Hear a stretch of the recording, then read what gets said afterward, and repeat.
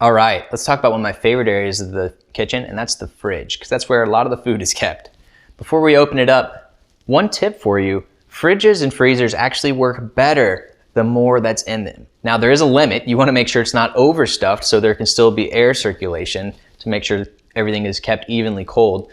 But the more mass you have in there, you'll have more what's called thermal mass. And that means when you get it cold, it'll help stay cold. If you have a completely empty fridge, as soon as you open the door, a lot of heat's gonna get in there and it's gonna raise the temperature really fast. Whereas if it's stocked with lots of food, like everyone loves a nice fridge to be, unless you're on a diet, of course, then it's gonna have all of that stuff in there is gonna hold the cold a little better. So let's go ahead and dive into what the fridge looks like. Now the exact layout's gonna change based on how your fridge is. If you got the double door like this, the double door like this, different models, things like that. But these general principles will help you as you organize your fridge. So there's three areas of the fridge that we're gonna pay attention to today. You got the door, you got the shelves and the main body, and then you have drawers. So the door does not stay as cold as the main body. And as you can imagine, that's because one, it's the thing that's getting furthest away from the cooling source. And as you open and close it, it's gonna be exposed to more heat. And so because of that, you don't wanna put milk and eggs in the door ideally. Now, people have done this and lived and been fine, so really it's up to you what you do, but just a heads up, things that need to stay colder, leave them in the main body. Now let's talk about how you're gonna organize the shelves. So the thing that people do in professional situations, like a restaurant, for example, is have the things that cook to the highest heat be lower in the fridge. And the idea behind that is, let's say you had some meat that you put on the top shelf and it was dripping and bleeding and all that was just going all over the fridge. You don't want that to happen, right? Because if you have your meat drip all over your veggies and all over your eggs and all that kind of stuff, that's gonna get into your food and you may end up getting sick. If you keep that meat and things that cook to the highest temperature in the bottom, anything above it that may be dripping or spilling, by the time it gets down to the bottom, everything in the bottom is gonna be cooked to high enough temperature to get rid of that food illness problem that you may run into. And now the fridge is beeping at me because it's been open so long, but let's go ahead and keep going.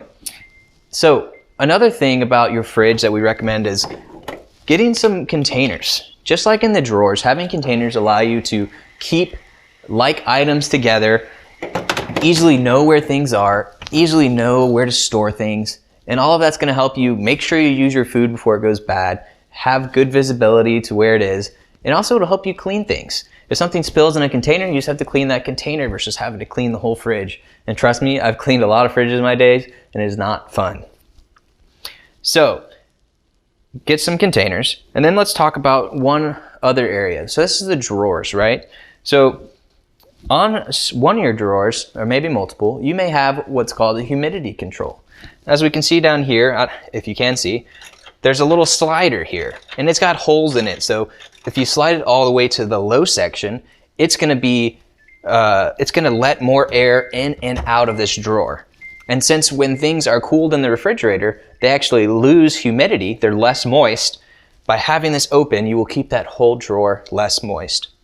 If you close it all the way to the high marker, it's gonna stay more humid in there. That's because that air is gonna be contained within that drawer, and so it will stay more humid in there.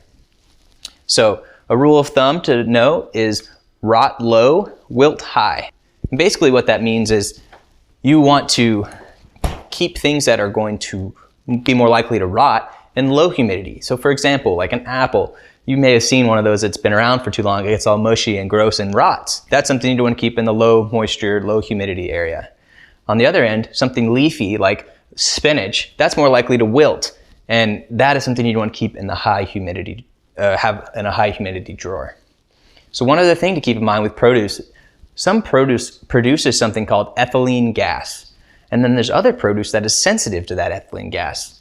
And this can cause the produce to ripen. Sometimes you do it on purpose. If you've ever heard of putting some fruit with other certain fruit in a brown paper bag, that's what this is doing. It's taking the high ethylene producer with the sensitive produce, and it's putting them together so you can ripen that produce a little faster than it would by itself.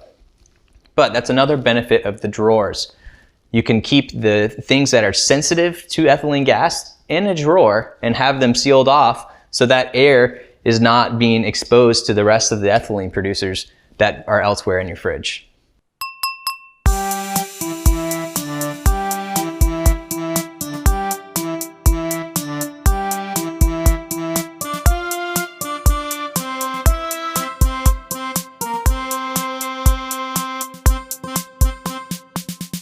So there's a couple of tips for the fridge. Let's move over to the colder section, the freezer.